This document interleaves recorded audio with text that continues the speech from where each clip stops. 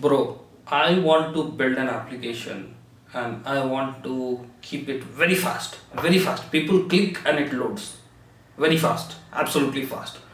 Which technology do you recommend to use? Well, Monstack has been quite popular. You can use Monstack, and also with that you can use GraphQL, which is like Apollo client and Apollo server.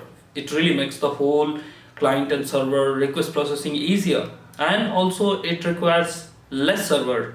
Okay, bro. What about the scalability, bro? What about scalability? Shall I use like Docker, Kubernetes, and then I should use Grafana to do all this, like, scalability things, and then, like, do all the logging? Yes, yes, of course, you should use this Grafana, Kubernetes, and Docker. And mixed together, it will give you a very awesome khichdi. You'll be able to enjoy your application with a very scalable level. Even 1 million people cannot break your website, bro. Okay, bro. Fine, that sounds really good. But bro, how do I implement it? Well, bro, you need to hire engineers. You if you want to use Kubernetes, you need to pay just 18 lakhs rupees per annum salary, which might be the initial salary or 2-3 years experience candidate salary. And then if you want a Kubernetes guy, you just need to pay 25 lakhs per annum. And if you want a Monstack developer, you need to fight so many startup companies here, because this Monstack technology is very popular and literally everyone is hiring for the same. So you need to have money to hire this, and you just get the money and then you can hire everyone you want. But bro, I don't have money. I'm just getting started. Bro, what is this? Well, hello everyone. My name is Rana Jayant, and in this video, we are trying to understand what kind of shit they are talking about. Well, let us try to understand. Yes, I know that technology is important, but you also need to understand that what stage of the company you are in. If you are going to spend millions and millions of dollars on engineers and engineering team and cloud infrastructure without having a very proper goal of the business, you are going to lose it. Well, in this video, let us get started and understand 4 mistakes which people often make, or startup owners often make, while choosing the technology stack. Well, let's get started with the very first one.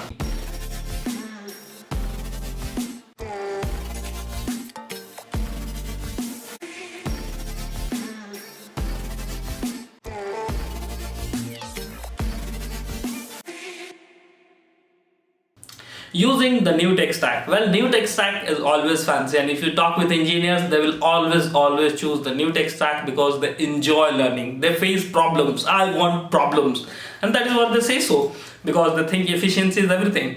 But think about it. What if your business dies tomorrow? Will the engineer have a job? No, he will not be having a job. Will he work for free? Absolutely no. They are not going to work for free. So the end decision you should take from your end, considering the money you have in your bank balance, considering the funding you have in your account or defined by the funders, and then you should decide if you should really go for old technology, or you should be going for new technology, or you should go for open source technology, because using these on various stages of your company will really make you efficient, and it is going to give you good ROI. Number 2, thinking scalability. If you're just getting started with the very first version of your application and you're thinking that tomorrow you'll have millions of traffic coming on your website, that is unrealistic and you are probably stupid. Yes, the simple reason is that on very first day of launch, millions of visitors do not come. They come slowly and slowly. Sometimes you have to wait for months to get your very first visitor or very first customer. So you have to wait for that before you get that. And if you start making your very first version of the application on Kubernetes, Docker, and then you use Grafana and everything, you are going to waste a lot of resources. Yes, I'm saying wasting a lot of resources in terms of money and the funding you have. Well, bro, I'm getting AWS credits for free. Well, nothing is free.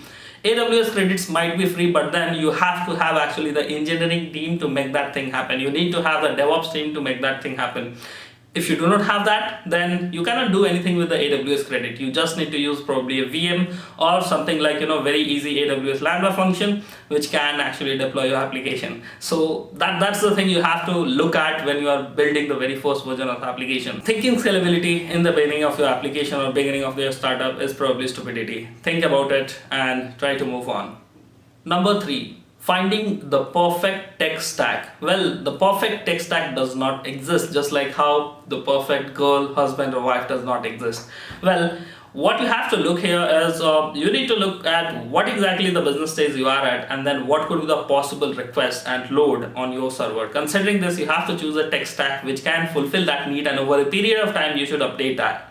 because the latest and greatest technology you are going to use, it is going to cost you money to hire engineers and resources to make the thing happen. Also, you'll have new and fewer community which will be having very less question and answers, which can be a problem in the future. Yes, that's correct. So while choosing your tech stack, make sure that the community is good enough and you don't end up choosing technologies like Angular, which is outdated. At the same time, don't end up using things like Vue.js, which do not have a very big community or question and answers. Vue.js, guys, do not get offended. ReactJS is actually bigger and it has good support, and that is what we think so. Number 4 is the security, the basic security which your application should be following. The very first one in security is HTTPS. Make sure that your application as well as the marketing website is actually secure.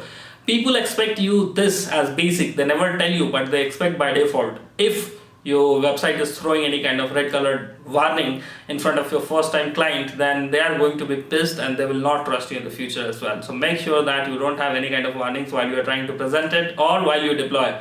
If you cannot afford a premium SSL, try the Let's Encrypt SSL, which is available for free, and you can use that and you can run your application. You can also use something like Let's Encrypt NPM package manager, which can actually make the whole upgradation of your SSL easier, so you don't need to upgrade every month for getting the free access.